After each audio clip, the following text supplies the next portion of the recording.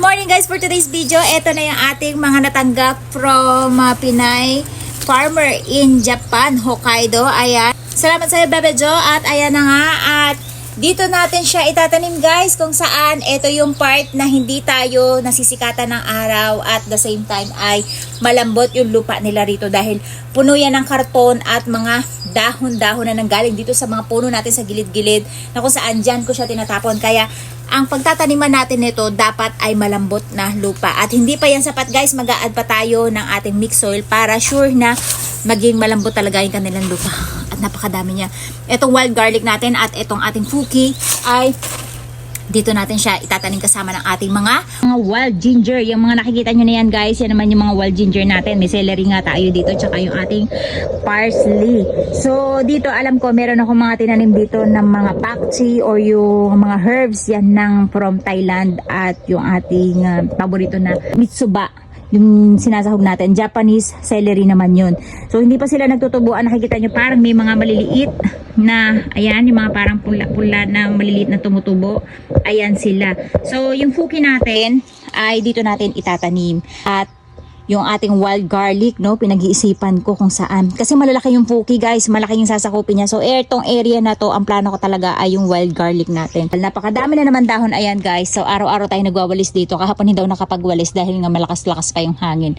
Ayan, iniipon na muna natin siya, saka natin siya ibabagsak ulit dito para ito yung pinaka imbakan natin ng ating mga dahon at the same time papalambot ng lupa natin yan.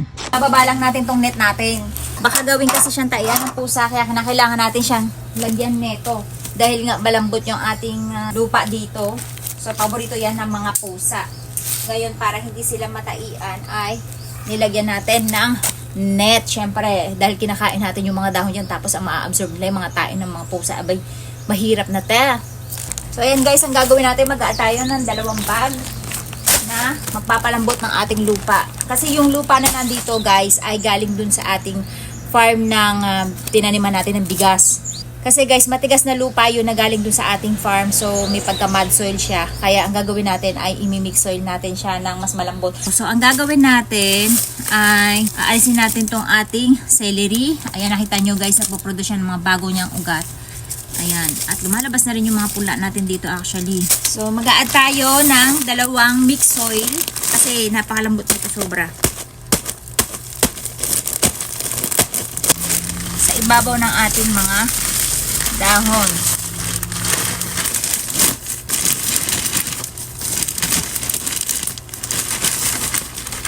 Ayan. Dito natin itatanim yung ating fuki. At ang gusto niyan guys na texture ng lupa ay malambot. Ayan sila guys, yung mga fuki. Akala nyo yan na yan. Tumataas yan hanggang dun sa bintana natin. So akala nyo patay na siya guys.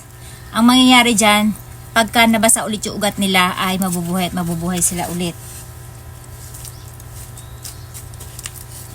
Napakabilis nito kumalat. Kaya yung pinadala niya sa atin ay napakadami na nito. Kahit 5 piraso lang siya guys.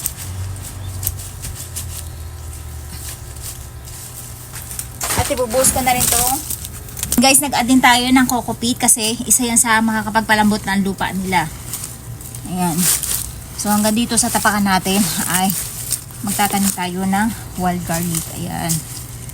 Ginawa ko sa kanila kagabi, binabad ko sila sa tubig para mabuhay ulit yung ugat nila at maka-absorb sila, hindi sila dry na dry.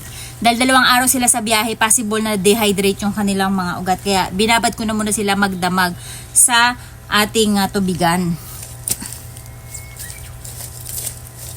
Kaya kung mapapansin nyo guys, bakit sa forest lang siya nakikita? Kasi ang gustong-gustong lupa ng mga ganito ay yung nasa malambot na area katulad ng mga forest.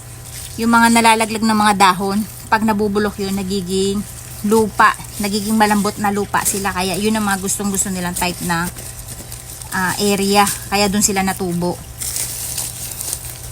So ito, pagsasama-samahin natin yan. Kahit hindi na natin siya paghiwa-hiwalayin. Yung fuki natin baka masakop, so dito na lang natin siya ilalagay sa part ng gitna.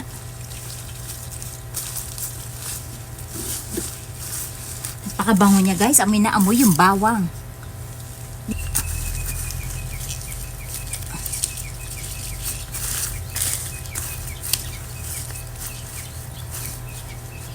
So, eto na guys yung mga tinanim natin. Ayan yung mga parsley natin. Actually, may mga punla tayo dyan. So, bahala na si Darna kung umusbong sila o hindi. At eto naman yung ating mga wild garlic. And then yung ating mga fuki na nasa likuran. Next time, may update ko kayo kung gano'n nakalalago yung magiging taniman natin dito. At kung nabuhay ba sila o dumami ba sila. Lalo na yung fuki natin na mukhang malungkot dahil 2 araw siya sa biyahe plus yung 1 day na nakababad lang siya dun sa ating karton. Ayan guys.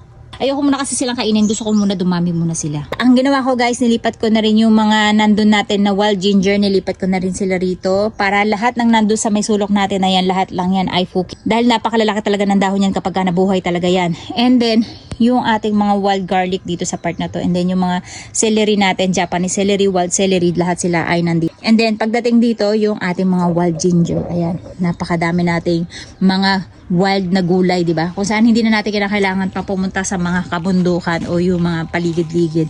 Kasi medyo nakakahiya din kapag nadadandaan na tayo. Ayan, at least yan, meron na tayong sariling tanim. So next time, ma-update ko kayo kung gano'n na sila kalago. At kung mabubuhay ba yung ating mga fuki kasi medyo na-dehydrate talaga sila. Ganon din tong ating mga wild garlic. Ang wild garlic guys, pag malamig na season lang yan. So magkakamatayan yan. Ang hihintayin lang natin dyan ay yung mga bulaklak niya para hindi sila masayang. Kaya mag-iipon tayo ng mga buto at yung mga gusto makatanggap ng mga buto na yan, syempre lagi kayo maging active sa comment section para nakikita ko sino yung mga active at yung madalas mag-share. Yun lang yung napapriority ko. Kasi pag madalas ko sila nakikita sa comment, mas nakikilala ko kaya mas natatandaan ko na sila yung may gusto ng mga buto na iniipon natin, na iipunin natin this year. So yun lang guys, update ko kayo next time kapag malamin na sila. That's it guys.